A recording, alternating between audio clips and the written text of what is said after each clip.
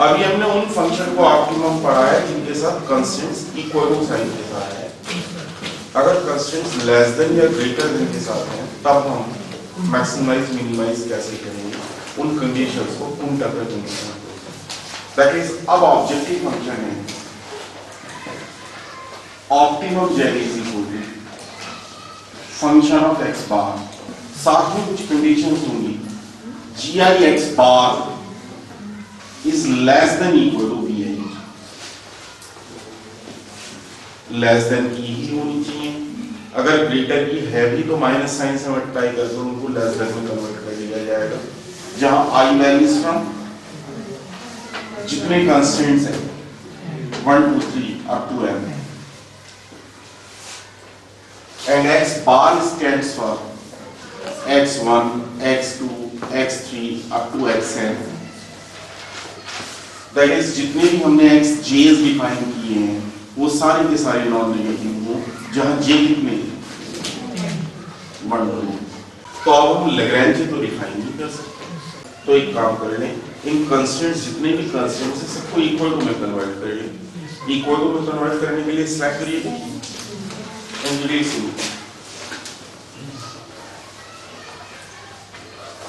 Slack variables s1 square s2 square s3 square sn square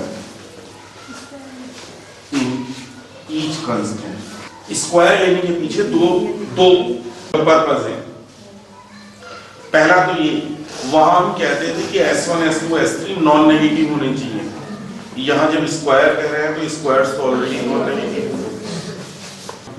एक तो उस condition को कहने से हम बच गए कि s1 square s2 square s3 square sn square ये सारे के सारे नॉन नेगेटिव। दूसरा इससे भी बड़ा कारण ये है, अगर s1 आता और कहीं s1 के रेस्पेक्ट में डिफरेंशिएट करना पड़ जाता तो s1 का डेरिवेटिव तो 1 हो गया था, अब आगे तो s1 चलता ही नहीं, जबकि s1 स्क्वायर के डेरिवेटिव में कम से कम 2s1 आकर स्लैक वेरिएबल बच तो गया। अल्टीमेटली हमें करना तो पार्शियली डिफरेंशियली ही है। ये दो कारण हैं कि हम यहाँ पर s1 square s2 square s3 square add कर रहे हैं स्लैक वेरिएबल, न कि s1 s2 s3। ये कहाँ पहले कंस्ट्रेंट में ऐड करिए। पहला कंस्ट्रेंट था अपने पास g1 x bar is less than equal to b1, आपने उसमें s1 स्क्वायर ऐड कर दिया। दूसरा था g2 x bar is less than equal to b2, उसमें s2 स्क्वायर ऐड कर दिया। तो ith में क्या आएगा, gi x bar plus si square नहीं is equal to bi, that is minus का bi इज इक्वल टू 0। कितने i from 1 to n। Objective function अपने पास optimum j is equal to f of x bar i, और अब जितने भी variable आपने शामिल किए हैं x j तो सारे के सारे नॉन नेगेटिव हैं ही, जितने si स्क्वायर आपने डिफाइन किए हैं वो भी तो सारे के सारे नॉन नेगेटिव होने चाहिए क्योंकि स्लैक वेरिएबल है ना, जहां j varies from 1 to n। Constraint में आपने s1 square s2 square s3 square s4 square जितने भी कंस्ट्रेंट्स हैं उन सब में लेफ्ट हैंड साइड में स्लैक वेरिएबल जोड़कर उन्हें इक्वल टू में कन्वर्ट कर लिया, और जैसे ही इक्वल टू में कन्वर्ट किया तो लैग्रेंज के लिए तैयार है, लगा दो Lagrange function L is equal to, कैसे लेते थे, ऑब्जेक्टिव फंक्शन में that is f of x bar जितने भी कंस्ट्रेंट्स हैं उनको लैम्डा 1 लैम्डा 2 लैम्डा 3 लैम्डा 4 से मल्टीप्लाई कर घटाते चले जाते थे। कितने कंस्ट्रेंट्स हैं संख्या में, ये m that is minus a lambda i gi x bar plus si square minus bi summation i from 1 to n। और ध्यान से देखकर मुझे ये बताइए कितने अननोन इन्वॉल्व हो चुके हैं। n तो वेरिएबल ही थे, m कंस्ट्रेंट हो गए, मतलब m slack variables, slack variable तो m, और m ही लैम्डा आ गए। लैम्डा भी तो संख्या में उतनी आएंगे जितने constraints, that is total number of variables हो गए n plus 2m, n variables m slacks और m lambda, that is total number of variables हो गए n प्लस 2m। अब हमें n plus 2m linear equations चाहिए जिनकी सहायता से हम सारे के सारे वेरिएबल्स को सर्च आउट कर पाएंगे। बनाइए necessary and sufficient condition. The necessary and sufficient condition for optimality.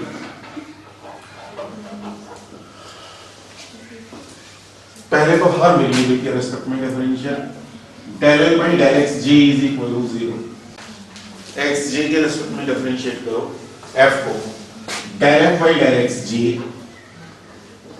Minus summation i from 1 to m lambda i किसका होगा, x के रेस्पेक्ट में डिफरेंशियल केवल g का, g में ही तो x है और किसी में थोड़ी है, del g by del x j। ये कितनी इक्वेशंस बनेंगी संख्या में, जितने j's होंगे और j's हैं 1 to n। del L by del lambda I is equal to 0, her lambda के रेस्पेक्ट में डिफरेंशियल। यहां रुककर सोचिए, अगर लैम्डा 1 के रेस्पेक्ट में डिफरेंशिएट करेंगे तो केवल पहले कंस्ट्रेंट का होगा, नहीं लैम्डा 2 के रेस्पेक्ट में करोगे तो केवल सेकंड कंस्ट्रेंट का होगा। दैट इज जब हम लैम्डा I के रेस्पेक्ट में करेंगे तो आलियत का होगा।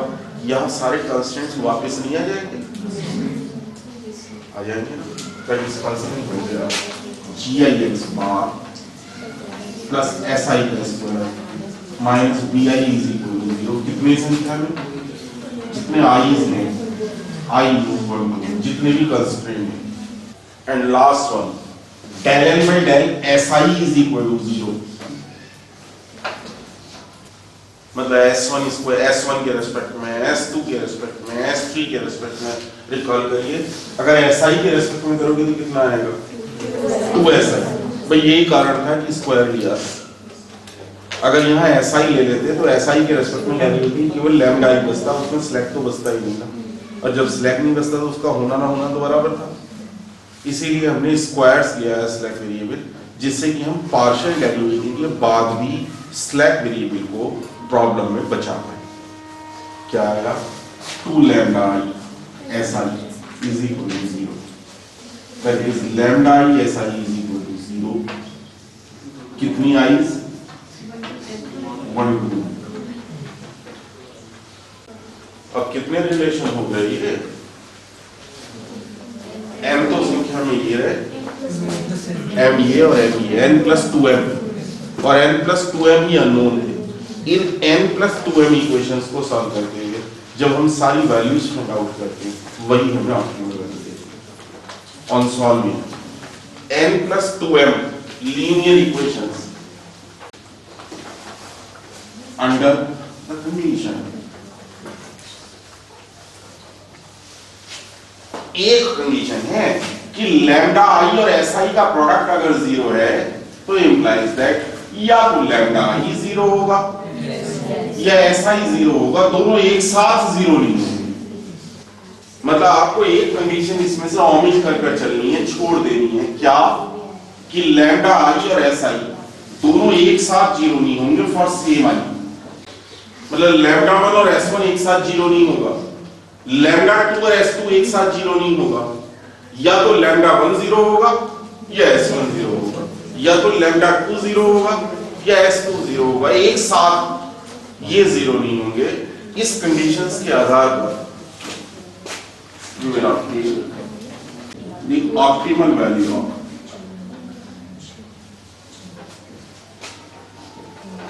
the objective function। Objective function को ऑप्टिमल वैल्यू फाइंड आउट करते हैं इस एक कंडीशन के आधार पर कि लैम्डा i और si अगर 0 है तो या तो लैम्डा i 0 होगा या si 0 होगा, दोनों एक साथ साइमल्टेनियसली 0 नहीं होंगे। For example maximum z is equal to 8x1 plus 10x2 minus x1 square minus x2 square is less than 6, x1 x2 are not less than चलिए इसे स्लैब नहीं है।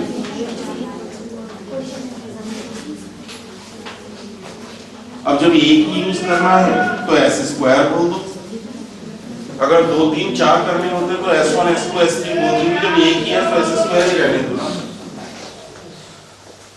तब प्रॉब्लम आएगी।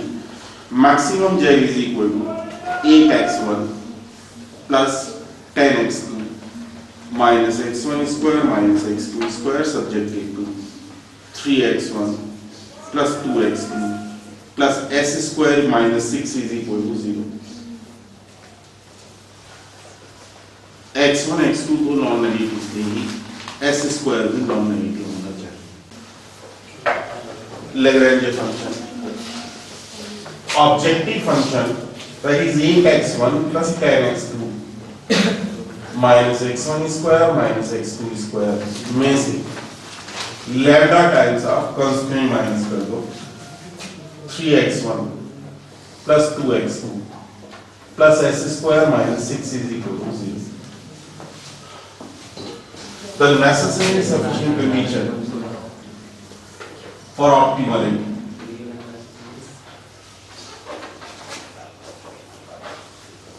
Del n by del x1 is equal to 0.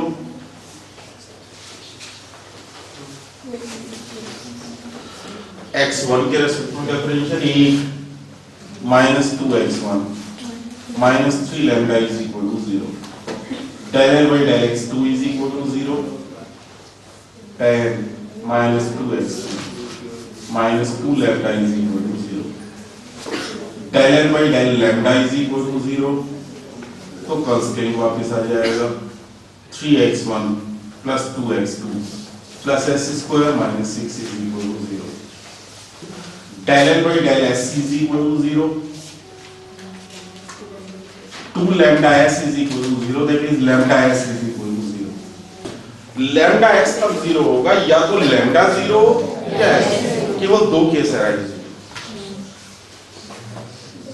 आप कहो lambda भी 0 और s भी 0 है, तो तीसरा केस आ गया ना। आपको केवल दो केस लेने हैं कि या तो लैम्डा 0 होगा या s 0 होगा, दोनों साथ साथ 0 नहीं हो सकते। दैट इज केवल दो केस अराइज हुए, ईदर लैम्डा 0 और s। इस बात को ऐसे समझिए, अगर यही दो कंडीशन रही होती, लैम्डा 1 s1 0 लैम्डा 2 s2 0, इन चार में से लैम्डा 1 s1 तब 0 होगा जब या तो लैम्डा 1 0 होगा या s1 0 होगा। दैट इज यहां से आपके पास दो केस बनी, या तो लैम्डा 1 0 हो, ये दो अलग अलग पाथ हैं, एक साथ नहीं चल सकते। यहां पर आप लैम्डा 2 s2 0 कब होगा जब या तो लैम्डा 2 0 हो या s2 0, मतलब बिल्कुल अलग अलग कर दो, एक साथ तो 0 होना ही नहीं इन्होंने। ऐसे यहां पर या तो लैम्डा 2 0 हो या s2 0। तो कुल मिलाकर कितने केस बन गए? लैम्डा 2 0 है, लैम्डा 1 0 है, नंबर 1। s2 0 है, लैम्डा 1 0 है, नंबर 2। लैम्डा 2 0 है, s1 0 है, नंबर 3। s2 0 है और s1 0 है, नंबर 4। दैट इज अगर दो कांस्टेंट होंगे तो केस बनेंगे 4, एक कांस्टेंट होगा तो केस बनेंगे 2। ये कैसे सर्च आउट कर रहे हैं? टोटल 4 वेरिएबल हो गए, 4 में से किन्हीं दो को 0 रख सकते हैं। अब 4 में से अगर किन्हीं दो को 0 रखोगे तो टोटल तरीके हुए 4c2, दैट इज 6 में से दो को निकाल दो जब लैम्डा 1 s1 और लैम्डा 2 s2 एक साथ 0 है, तो 6 में से अगर उन दो को निकाल दिया जाए तो बाकी बचे यही 4। तो इस सेपरेशन का तरीका होता है कि पहले कंस्ट्रेंट से इधर लैम्डा 1 0 और s1 0, दूसरे ऐसी अगर तीसरा भी रहा होता तो इसमें फिर दो केस बना देते। अब कितने केस होते सोचिए? 1 2 3 4 5 6 7 और 8, जितने भी इसके ट्रीज बनते चले जा रहे हैं, जितनी भी इसकी ब्रांचेस बनती चली जा रही हैं, एक ब्रांच को नीचे से पकड़ो ऊपर तक चढ़ते चले जाओ, यहां पकड़ो ऊपर तक चढ़ते चले जाओ, यहां पकड़िए ऊपर तक चढ़ते चले जाओ, टोटल ब्रांचेस आपको मिलती चली जाएंगी, टोटल केस सेपरेट होते चले जाएंगे अपने आप। क्योंकि आप दोनों केसेस को एक साथ तो जीरो रख नहीं रहे हैं जब दो अलग अलग केस बना रहे हो। बड़ा क्वेश्चन को आगे, टू केसेस विल अराइज।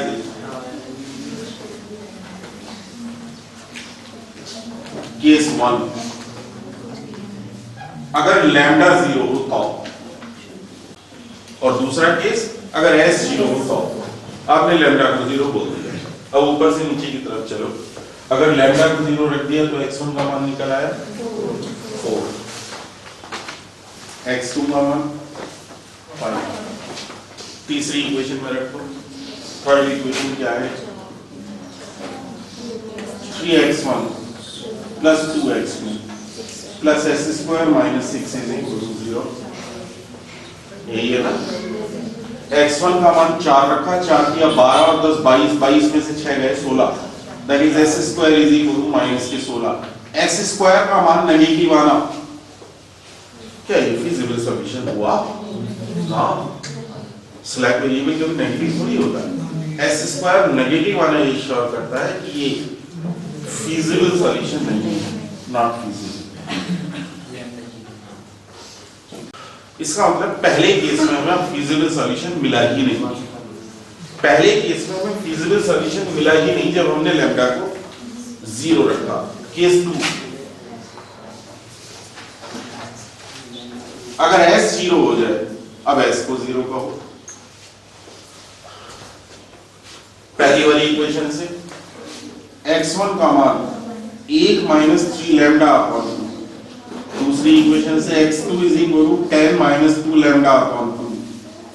तीसरी वाली इक्वेशन में जब s को 0 रखोगे तो 3x1 plus 2x2 is equal to 6। रखो वैल्यू x1 की 3x1, x1 means 1 minus 3 lambda upon 2 plus 2x2 10 minus 2 lambda upon 2 is equal to 6। 8 या 24 और 20 42, माइनस 9 और माइनस के 4 माइनस के 13 lambda is equal to 12,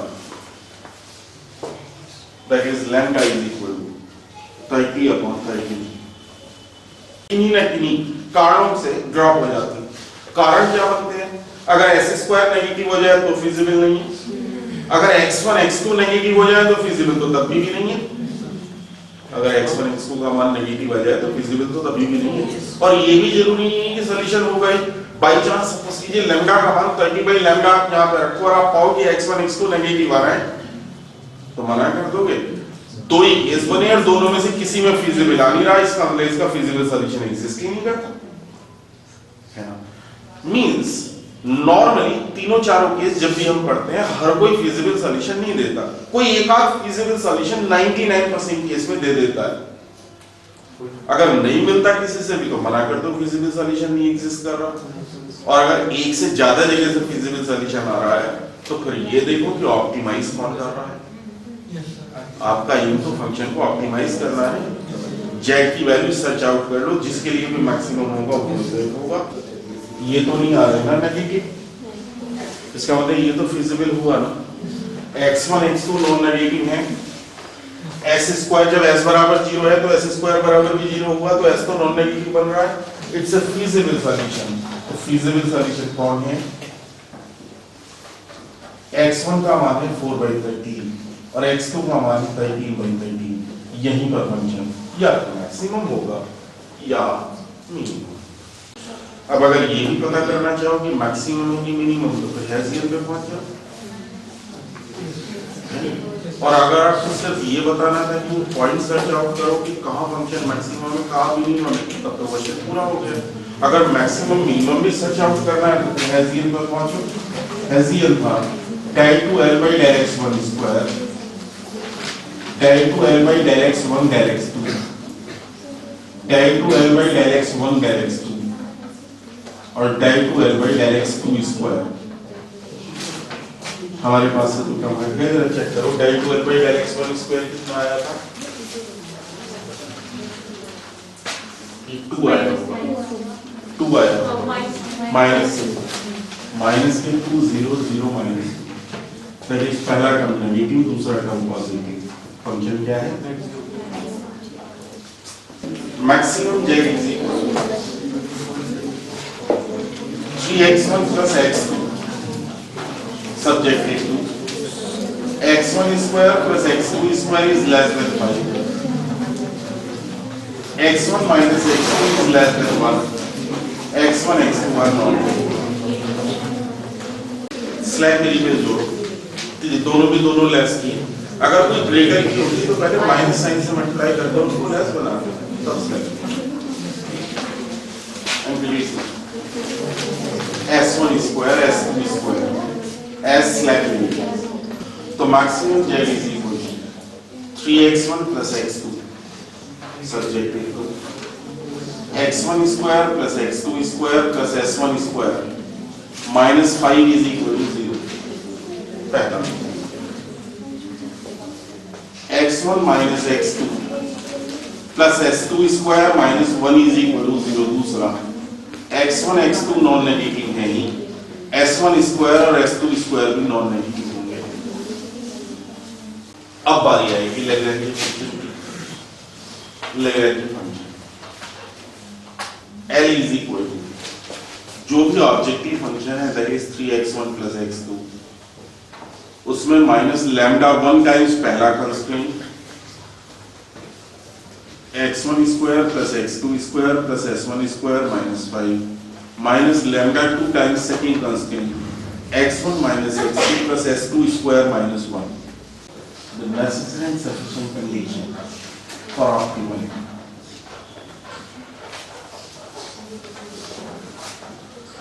Del L by del x1 is equal to 0. x1 के respect में differentiate करो 3 minus 2 lambda 1 x1 minus lambda 2 is equal to 0. Del L by del x2 is equal to 0. 1 minus 2 lambda 1 x2 plus lambda 2 is equal to 0. Del L by del lambda 1 is equal to 0. lambda 1 के respect में तो constant वापस आ जाएगा x1 square plus x2 square plus s1 square minus 5 is equal to 0. यूं ही del L by del lambda 2 तो भी second constant वापस आ जाएगा x1 minus x2 plus s2 square minus 1 is equal to 0. Del L by del s1 is equal to 0. Del L by del s2 is equal to 0. जब del L by del s1 0 रखोगे तो lambda 1 s1 आ गया और del L by del s2 रखोगे तो lambda 2 s2 0 आ गया। अब बन गए चार केस। कौन कौन से? जब lambda 1 s1 0 होगा तो दो केस रहे, या तो lambda 1 0 या s1 0। अगर lambda 2 s2 0 होगा तो फिर इसके दो पाए बनाइए, lambda 2 0 s2 0 lambda 2 0 s2 0। तो अब नीचे से पकड़कर ऊपर तक चढ़ते चले आओ, चारों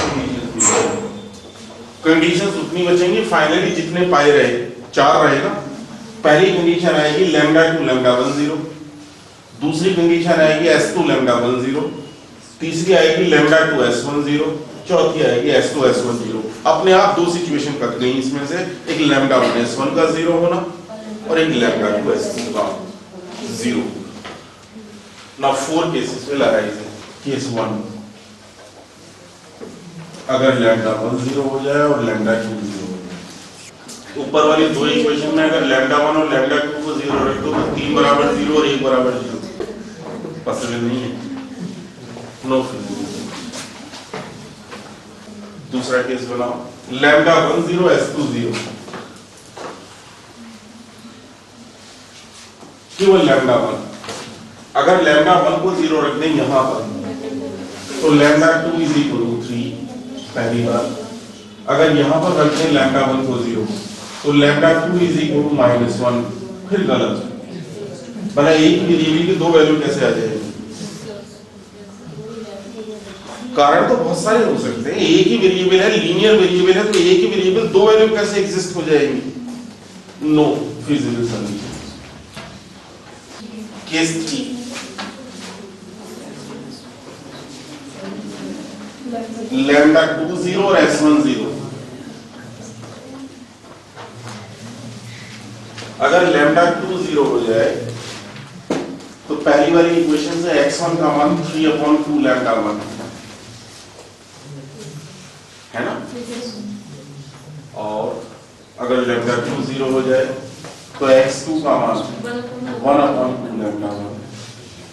अगर S1 0 हो जाए तो x1 square plus x2 square is equal to 5। S1 तो 0 है ना, x1 x2 का मान दे दो ऊपर से, इनके स्क्वायर्स करके जोड़ोगे तो 9 और 1 10 आएगा ना। तो यहाँ से lambda 1 square is equal to आया 4 5 20 1/2। लैम्डा 1 के दो मान आ गए, प्लस माइनस 1/2। आगे चलो, अभी एक चीज और रह गई, एक इक्वेशन भी छिड़ी नहीं थी ना, चौथी वाली। चौथी है x1 minus x2 plus s2 square minus 1 is equal to 0। यहाँ को वैल्यू x1 और x2 दोनों की वैल्यू निकालना, लेते हैं पहले x1 x2 निकाल दो लो। x1 कितना आएगा, लैम्डा 1 का मान आ गया 1/√2, प्लस का ही 1/√2 लेना पड़ेगा, माइनस का तो ले नहीं सकते, क्योंकि माइनस का ले लोगे तो x1 x2 नेगेटिव आ जाएंगे। अगर 1/√2 लिया जाए तो 3/√2 और x2 1/2। That is s2 square is equal to 1 minus x1 plus x2। 1 minus x1 means 3/√2 plus x2 means 1/√2। 1 minus 2/√2, इसका मतलब √2 minus 2/√2। नेगेटिव की पॉजिटिव, s2 स्क्वायर नेगेटिव कैसे आ रहा है, infinity. s1 square s2 square तो नॉन नेगेटिव थे, अगर x1 x2 भले ही नेगेटिव आ गए, लेकिन s2 स्क्वायर तो नेगेटिव हो गया, यहाँ जाकर √2 में से जब 2 घटाओगे तो टर्म नेगेटिव आएगा ना। That is 3 case drop out हो गए, तीनों में से किसी में भी अभी सॉल्यूशन नहीं आया, तो अभी चौथा है अलाइव भी है, केस 4। चौथा केस था s1 और s2 दोनों 0। अगर s1 s2 दोनों 0 हो जाए तो बाद वाली दो इक्वेशंस पर जाओ पहले। x1 square plus x2 square is equal to 5, x1 minus x2 is equal to 1, दोनों हो जाएंगे साल। दो ऐसे नंबर जिनका स्क्वायर करके जोड़ दो तो 5 आ जाए, और घटा दो तो 1 आ जाए, 2 और 1। x1 is equal to 2, x2 is equal to 1। ये भी तो तरीका है, यू कैन ट्राई। वैसे हम यूं भी कर सकते थे कि यहाँ से x2 का मान निकाल के यहाँ रखते, वो द्विघात समीकरण आती है, वहां से x1 x2 के मान निकालते। इससे अच्छा हमें दिख रहा है कि दो ऐसे नंबर जिनको स्क्वायर करके जोड़ दो तो 5 आ जाए, 2 और 1, और दोनों को होने को 1 और 2 भी हो सकता था, लेकिन अगर 1 और 2 होता तो सब्ट्रैक्शन 1 नहीं आता। That is x1 is equal to 2 और x2 इज इक्वल टू 1। सही। अब ये x1 x2 का मान यहाँ रख भी तो लैम्डा 1 लैम्डा 2 का मान आएगा ना। लैम्डा 1 लैम्डा 2 को मैंने कहीं नॉन नेगेटिव नहीं कहा, कहा है कि क्या सारी फिजिकल कंडीशन पूरी नहीं हो रही? x1 x2 नॉन नेगेटिव भी आ रहा है, s1 s2 भी नॉन नेगेटिव आ रहा है, तो ये सॉल्यूशन फिजिबल हुआ कि नहीं? नॉर्मली चारों केस में से एक केस में ही ऑप्टिमल सॉल्यूशन मिलता है। कभी अगर दो जगह ऑप्टिमल मिल रहा है तो ये सर्च आउट कर लो कि फंक्शन की मैक्सिमम वैल्यू कहाँ आ रही है, और अगर कहीं नहीं मिल रहा है तो मना कर दो कि इसका कोई फिजिबल सॉल्यूशन नहीं है। फिजिबल ना होने के कई कारण हो सकते हैं। पहला, x1 x2 नेगेटिव हो जाए या s1 square s2 square negative हो जाए। जो वेरिएबल आपने असाइन किए हैं, डिसीजन वेरिएबल या स्लैक वेरिएबल, वो नॉन नेगेटिव होने चाहिए ना, वो भी तो इनफिजिबल होने का एक कारण होगा। या जो लैम्डा 1 लैम्डा 2 है उनकी वैल्यू ना निकल पाए।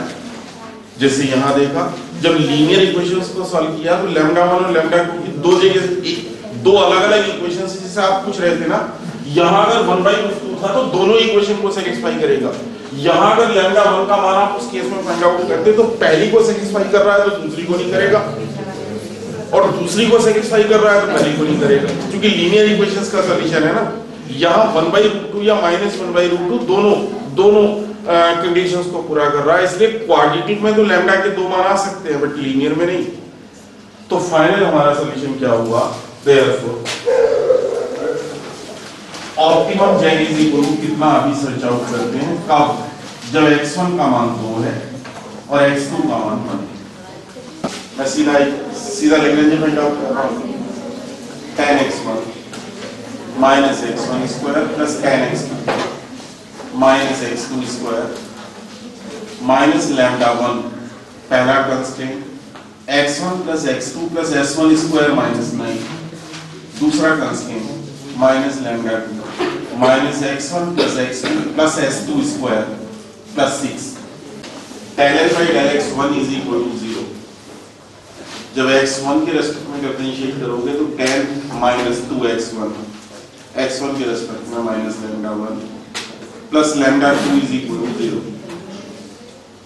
del L by del x2 is equal to 0। जब x2 के रेस्पेक्ट में डिफरेंशिएट किए तो tan minus 2x2 minus lambda 1 minus lambda 2 is equal to 0। del L by del lambda 1 0 del L by del lambda 2 0। यहां से constraint वापस आ जाने हैं दोनों। पहला कंस्ट्रेंट होगा x1 plus x2 plus s1 square minus 9 is equal to 0 और दूसरा कंस्ट्रेंट होगा minus x1 plus x2 plus s2 square plus 6 is equal to 0। नहीं, और बाकी दो कंडीशन आ जाएंगी, एक लैम्डा 1 s1 0 और दूसरी लैम्डा 2 s2 केस 1 लैम्डा 1 और लैम्डा 2 0। अगर लैम्डा 1 और लैम्डा 2 0 यहां पर चले जाओ तो x1 का मान आ गया 5 और x2 का मान भी 5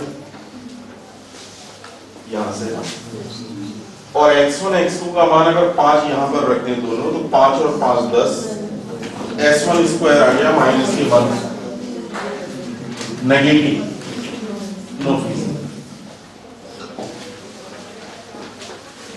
s1 स्क्वायर मतलब नेगेटिव कैसे आएगा। केस 2 अगर लैम्डा 1 0 हो और s2 0, एक कंडीशन यहां से दूसरी यहां से। अगर लैम्डा 1 0 और s2 0, लैम्डा 1 0 हो तो पहली वाली इक्वेशन से x1 का मान आया tan प्लस लैम्डा 2 अपॉन 2, दूसरी वाली इक्वेशन से x2 का मान आया tan माइनस लैम्डा 2 अपॉन 2 है ना, और s2 है 0 तो बाद वाली इक्वेशन में जाओ, माइनस के x1 plus x2 plus 6 is equal to 0। s2 0 यहां रख दिया, कम से कम वैल्यू तो निकलेंगी सारी। s2 को 0 इसमें रख दिया, कितना आया माइनस x1 माइनस के tan plus lambda 2 upon 2 plus x2 tan minus lambda 2 upon 2 plus 6 is equal to 0।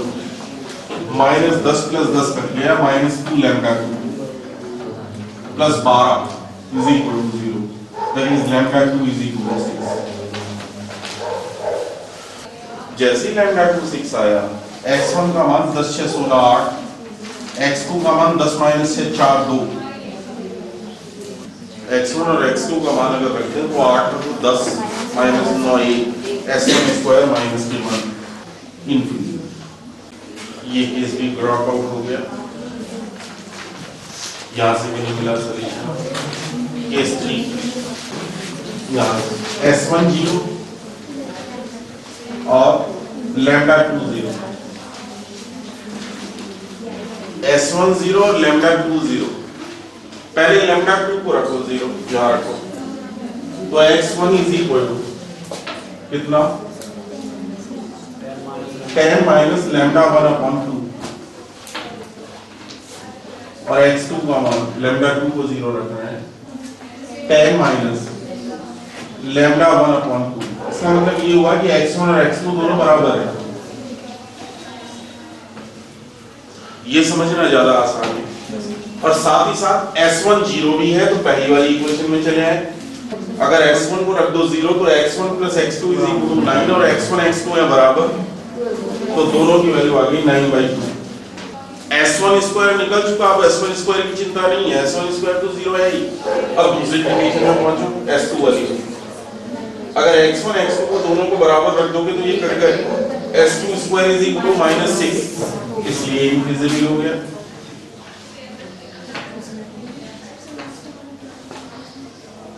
क्योंकि S1 S2 कभी नेगेटिव थोड़ी होने चाहिए। केस 4, जब S1 और S2 दोनों 0 हो, S1 S2 को 0 रखो तो x1 plus x2 is equal to 9 और x1 minus x2 is equal to 6। तो दोनों को जोड़ दें तो x1 इज इक्वल टू 15/2 और x2 इज इक्वल टू 3/2। अब रुक के सोचो, S1 S2 तो नॉन नेगेटिव है, जब 0 मान लिया तो x1 x2 भी नॉन नेगेटिव आ रहे हैं, यही आएगा solution, which is a feasible solution।